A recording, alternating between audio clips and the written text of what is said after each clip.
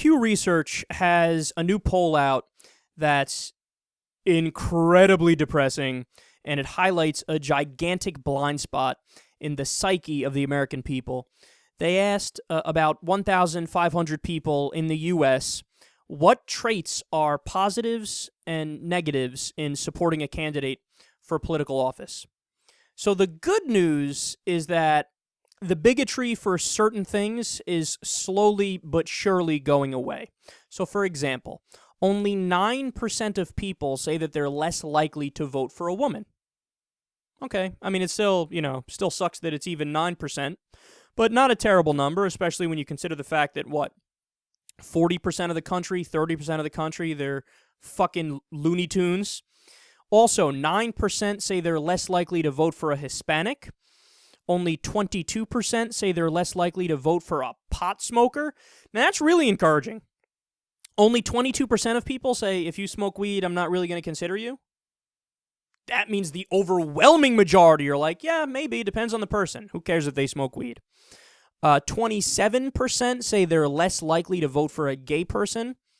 It's an uncomfortably high number, but still, keep it in perspective that a large majority say it doesn't really matter. I'd vote for a gay person depending on what their policies are.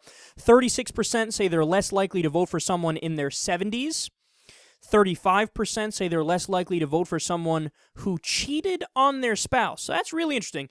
A majority of people still say, even if you cheated, if your policies are good, fuck it, I'll vote for you, no problem. Now, here is the giant fuck you to logic. You ready for this? 53% of Americans say they're less likely to vote for an atheist. So you can be a 70-year-old pot-smoking lesbian that cheated on your spouse, and you have a better shot than an atheist. Wonderful. America's just fantastic, isn't it? I don't get it, man. I really don't get it, Now, look, the flip side of the coin on this issue is that I think it's kind of like a Barack Obama situation. And what I mean by that is there was a pretty strong percentage of people that said, yeah, I wouldn't be comfortable with the black president. But then when the so-called right one came along, they were like, I like that guy, though. He seems cool. So, and a lot of people who were, I guess you could describe them as moderate bigots, they were like, yeah, I'd rather him than the dying, really fucking old guy and the crazy person who might become president, Sarah Palin. So I think it's going to change over time, and this might be a little overstated, the number in the poll. But either way you slice it or dice it, that's fucking terrible, man. 53% of you are that stupid. And you know what it stems from? It stems from the idea that atheists or agnostics or secular people are missing something. That it's like, oh, okay, I get it. You're miserable.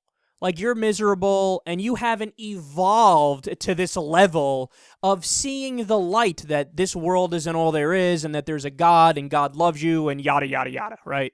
And that's how they view us. It's condescending, and I've seen it in my family too, where they look at you like, oh, you don't believe? Oh, what happened? Like, it's one of those things like, what went wrong? And my response is always, no.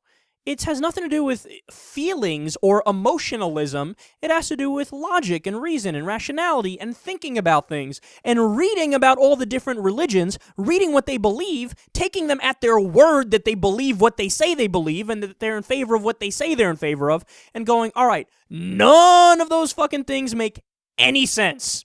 So count me in the unaffiliated category, okay?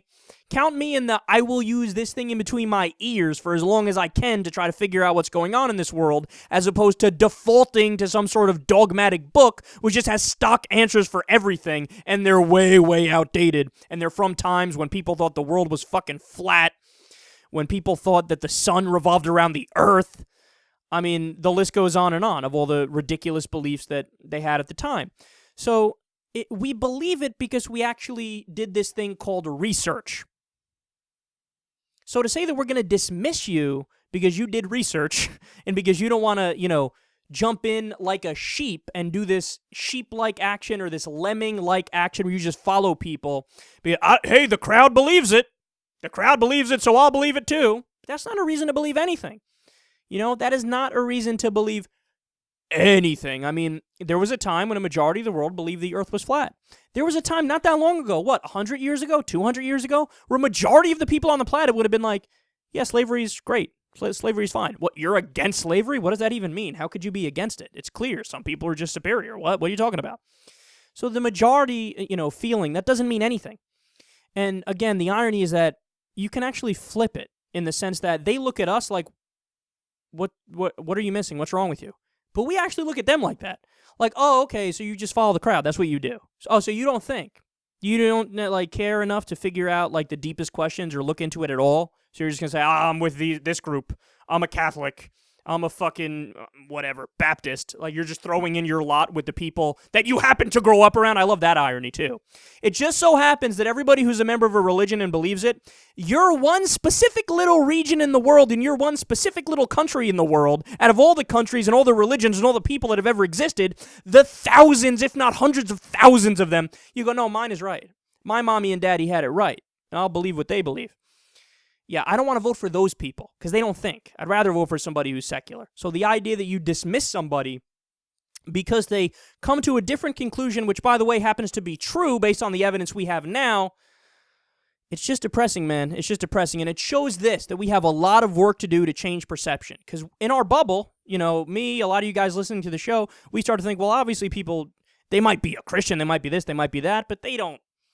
They will admit in a moment of honesty, I'm agnostic or whatever. Not really. No. In a moment of honesty, they might be even more bigoted and more ridiculous in their beliefs. And that's the sad thing. We got a lot of work to do.